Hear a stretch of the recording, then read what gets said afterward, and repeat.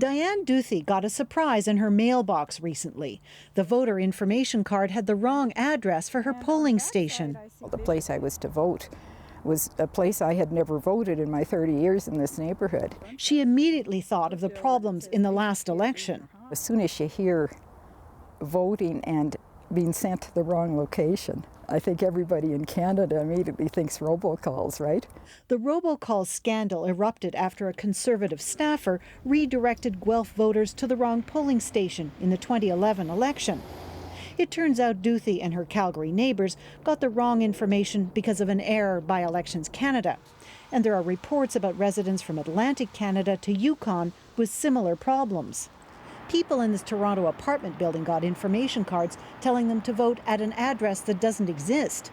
The Liberal campaign office in the riding says they're now swamped with inquiries. They were very concerned because they don't know where to vote. So they were calling us to find out where to vote.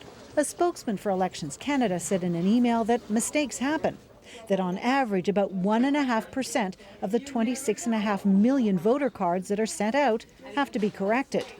There is a normal period of adjustment that occurs where, based on internal reviews and feedback received from electors and political participants, returning officers proceed to change some locations.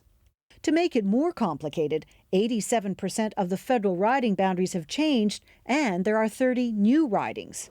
Critics point out that voters are nervous after the problems with the 2011 election and are now suspicious about any problems that crop up. So there's people don't trust the electoral system. That's basically what I'm hearing from a lot of people.